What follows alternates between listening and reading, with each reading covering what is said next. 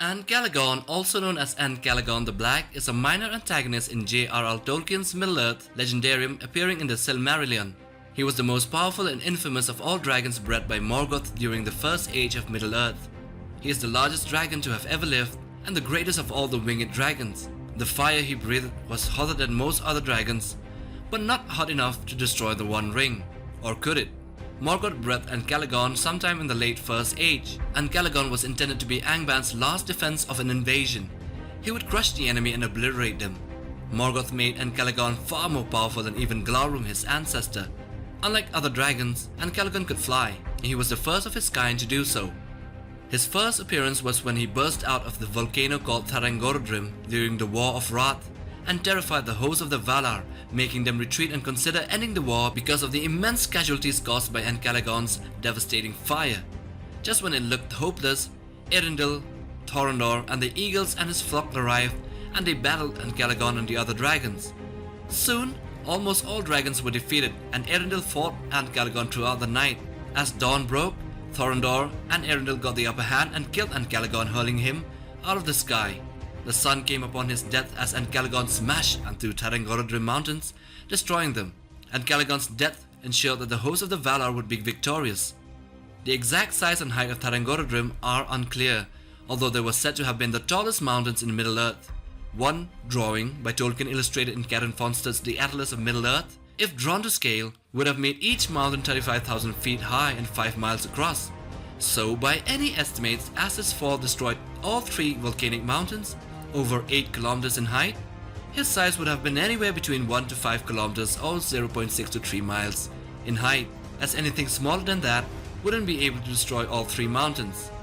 So, going to the other corner, Clover is the given name of an underwater life form that appears in Cloverfield and Cloverfield Paradox. The creature was created by Neville Page and J.J. Abrams. The monster came out from the Atlantic Ocean, where it was awakened by Tagruato submarines sent down from the Chuai Station to investigate. The monster rampages throughout Manhattan, destroying the city in its path. This destruction caused the United States government to sacrifice New York City in an attempt to kill the monster with heavy ordnance in the Hammerdown Protocol. The monster is a 240 to 300 foot high quadruped with a long, triforked fin tail. The uppermost double-jointed limb pair is longer than the other 2, ending in a multi-fingered hand which can bend backwards so that the creature can walk on its fingers. The double-jointed squat legs are powerful enough to support the creature's mass, and yet still allow it to move relatively quickly for an organism of its size.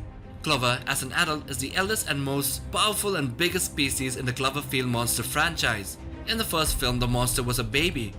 This was hinted in the special features of Cloverfield, but this adult that appeared in Cloverfield Paradox was way bigger. And yet again, the actual height of this is currently unknown, but at the end of the movie, when it jumps out of the clouds that are similar to alto cumulus clouds that have a minimum height of 6,500 feet, suggests that it had a colossal height of almost 2 kilometers or 1.2 miles. This also matches with the lowest altitude at which the return capsule could deploy a parachute or rocket-powered landing system, which it had yet to do so when it reached the clouds. However, it should be noted that the terrain it was standing on was not seen, and depending on the elevation of the ground above sea level, the specifics of the clouds themselves, the creature's true height could still be a small fraction of the above figure, possibly even a mere half kilometer or less. So in total, if we account for the depth of the ocean, wait, ocean? What? Yes, space capsules can only land in oceans and seas, as even with parachutes and retro rockets, the force of the impact would destroy it. Anyway, by any estimate, the Clover monster could be anywhere between 2 to 5 kilometers or 1.2 to 3 miles, depending on the depth of the ocean. The ocean could be several hundred meters deep or several kilometers deep. So put in your votes on which monster is bigger, as they both have similar measurements. Also like, share and subscribe.